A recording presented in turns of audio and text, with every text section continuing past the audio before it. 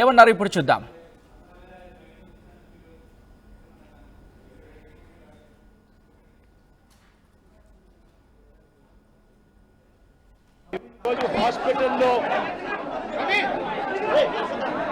ఈరోజు ఇక్కడ హాస్పిటల్లో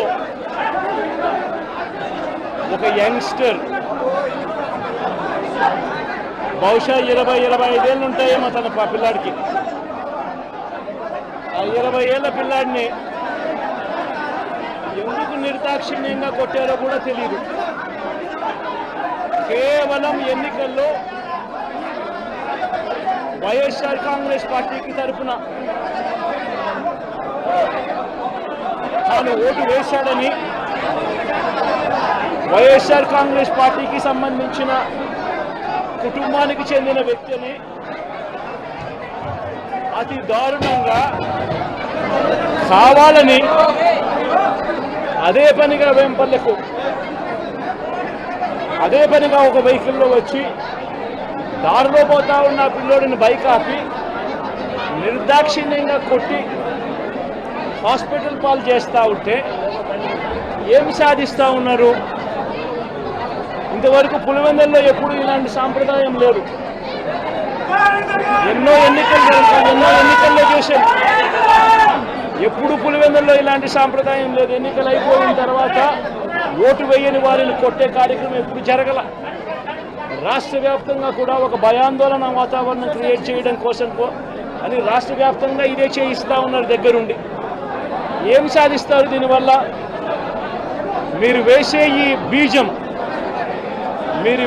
ఈ బీజం చేసే ఈ చెడు సాంప్రదాయం రేపొద్దున మళ్ళీ తెలుగుదేశం పార్టీ కార్యకర్తలకి చుట్టుకుంటుంది. చంద్రబాబు నాయుడు అనుకుంటా ఉన్నాడు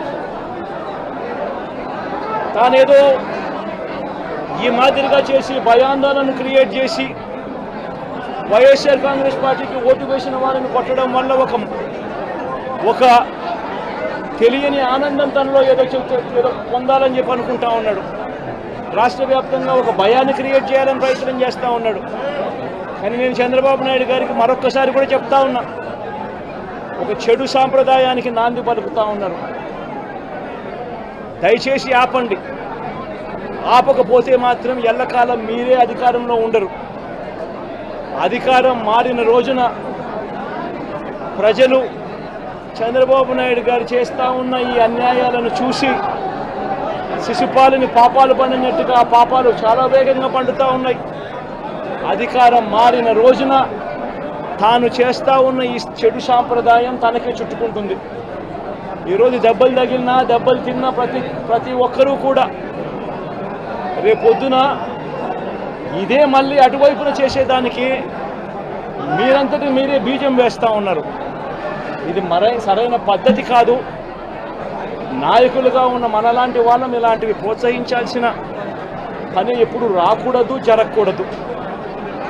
దయచేసి చంద్రబాబు నాయుడు గారికి ఇప్పటికైనా చెప్తా ఉన్నా, చంద్రబాబు నాయుడు గారిని హెచ్చరిస్తూ ఉన్నాను, మరొక్కసారి మళ్ళీ హెచ్చరిస్తూ ఉన్నాను, ఇది కరెక్ట్ సాంప్రదాయం కాదు, దయచేసి దీన్ని ఆపమని చెప్పి. నిజంగానే మీరు కూడా వెళ్ళి ఒకసారి చూడండి. ఒకసారి ఏం పాపం చేశాడు నా పిల్లోని, ఎందుకు కొట్టారు, ఏం పాపం చేశాడని కొట్టారు. ఒకసారి హాస్పిటల్లో కూడా ఒకసారి చూడండి. ఒకసారి 90 మంది పిల్లలు ఇక్కడ జాయిన్ అయ్యారు. మధ్యాహ్న భోజనం పథకం సరిగ్గా జరగడం లేదు. పిల్లలు కనీసం బ్యాగుల సప్లై కూడా సరిగ్గా జరగడం లేదు.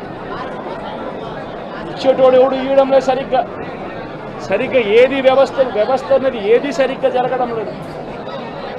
వ్యవస్థను గాడిలో పెట్టండి. మీరు ప్రజలు మిమ్మల్ని ఏదైతే ఓటు వేశారో ఒక కారణం చేత మీరు ప్రజలు 10% మంది ఓట్లు, మాకు రావాల్సిన 10% మంది ఓట్లు మీకు వైపు డ్రిఫ్ట్ అయ్యాయి అని అంటే కేవలం మీరు చేసిన మోసపూరిత వాగ్దానాల వల్ల డ్రిఫ్ట్ అయ్యాయి. ప్రజలు మీ దగ్గర నుంచి ఎక్స్పెక్ట్ చేస్తూ ఉన్నారు. రైతులు అల్లాడిపోతూ ఉన్నారు, రైతు భరోసా అందక. పిల్లలు అల్లాడిపోతూ ఉన్నారు, పిల్లలు బడులు స్టార్ట్ అయ్యాయి, కానీ తల్లులకు అమ్మఒడి కార్యక్రమం ద్వారా వస్తూ ఉన్నది రావడం లేదు. తల్లులు ఎదురుగా ఆశగా ఎదురు చూస్తూ ఉన్నారు. వాళ్ళని చూసుకోండి. అక్క చెల్లెమ్మలకి ఇస్తామన్నారు నెల 1500 రూపాయలు, అది ఇచ్చే కార్యక్రమం చూసుకోండి. ఇంటింటికి ఉద్యోగం అన్నారు, ఉద్యోగం ఇవ్వకపోతే 3000 రూపాయలు ప్రతి ఇంటికి నిరుద్యోగ వృత్తి అన్నారు. ఆ పిల్లలందరూ ఎదురు చూస్తూ ఉన్నారు. మీరు ఎప్పుడెప్పుడు ఇస్తారు 3,000 రూపాయల నిరుద్యోగ భృతి అని అది చూసుకోండి. ఇటువంటి ఏవి కూడా మంచి కార్యక్రమాలు ఏవి కూడా చేయకుండా రాష్ట్ర వ్యాప్తంగా భయాందోళన మాత్రమే క్రియేట్ చేసే దుర్బుద్ధిని చేసే దుశ్చర్యను ఆపండి అని మరొక్కసారి హెచ్చరిస్తూ చెప్తా ఉన్నాం. శిశుపాలను పాపాలు పండినట్టుగా వేగంగా జరుగుతూ ఉన్నాయి. తన పాపాలు పండడం అన్నది కూడా తను మర్చిపోదని సందర్భంగా మరొకసారి చెప్తా ఉన్నాం.